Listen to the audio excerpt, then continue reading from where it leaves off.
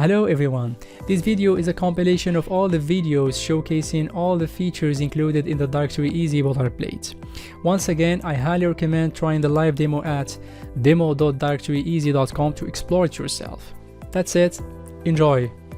Hello everyone, in this video we will explore the landing page and other essential pages included in the DirectoryEasy boilerplate. First, we have the hero section where you can put your directories headline and tagline. The buttons in this section are generated automatically based on the sections below. Moving on to the main content of the directory, you will notice several sections here. These are entirely configurable, allowing you to tailor them to your needs. Let's take a look at the code and see how you can easily generate as many sections as you need. But before diving into that, notice how each section includes a beautifully designed header. These headers, along with their gradient colors, can be customized effortlessly. In the configuration file, you will find options to modify the header content, including the title, description, and call to action button. Additionally, you can define the menu label and configure the section menu to fit your requirements. For global categories, we have 3 in this example. Each category includes multiple subcategories, each with its own icon, label, and ID. You can also configure whether a category should be expanded by default and if a subcategory should be preselected. This structure is consistent across all sections, giving you the flexibility to add as many as you like, each with its own parameters. In addition to the landing page, we have included several functional pages. For example, the blog section, which is a powerful feature for content creation and boosting SEO. And by the way, this beautifully designed section was developed by my friend Michael, so yeah, special thanks to him for his excellent work. Getting back to our blog, you can easily add articles using Markdown. Personally, I just use ChatGPT to convert my articles into Markdown, saving time and effort. There is also a contact section where visitors can reach out to you via a beautifully designed form. The partners page is dedicated to showcasing your directory's partners.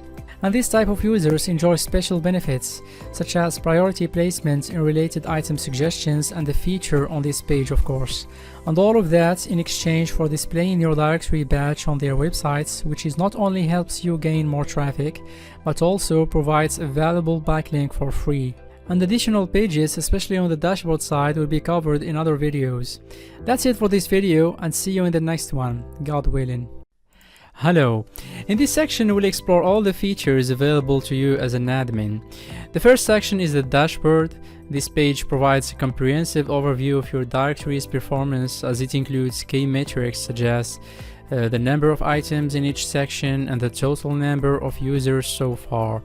We can also see statistics like today's visitors and their average.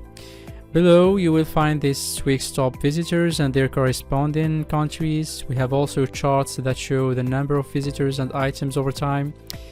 Finally, there is a small recent users section displaying names, profile pictures, emails, and countries for the latest users. Moving on to the items page, you will find a table listing all the items added by you or your users. The table includes columns for the author, the section the item belongs to, whether it's featured, verified, or its current status approved, pending, or rejected. You can customize the table by adding more columns, such as the date an item was added. And by the way, I plan to include this feature in the next version, as it is really quite useful. There are 3 main actions you can perform on each item. First, you can update the approval status or toggle featured and verified options. After making changes, just click confirm. Well, when approving or rejecting an item, you can choose whether to send an email to the user, informing them of the status updates. If any modification were made to their item, for example, like fixing an improperly uploaded image, you can include those details in the email. Here is an example of the approval email the user will receive.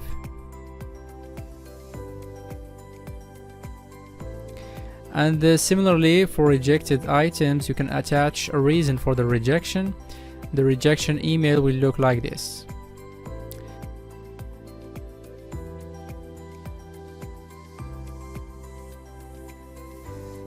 And yeah, you can also edit the item by modifying any other field, such as the name, description, images, and so on. And finally, you can of course delete the item as well. And in addition to all of that, you can perform certain bulk actions such as updating the status or deleting multiple items at once. There is also a search field to quickly locate specific items. Well, yeah, that covers the items section. Now let's move on to the reviews page. This table displays all reviews submitted by the user. You can approve, reject by changing their status or delete them by clicking the delete button. And yeah, bulk actions are also supported, so you can process multiple reviews at once. And that's all for this one. In the users table, you can access essential details for each user, such as their email, country, and the role. For example, is it a client or admin or even a partner? You can also perform actions like removing users or editing their roles.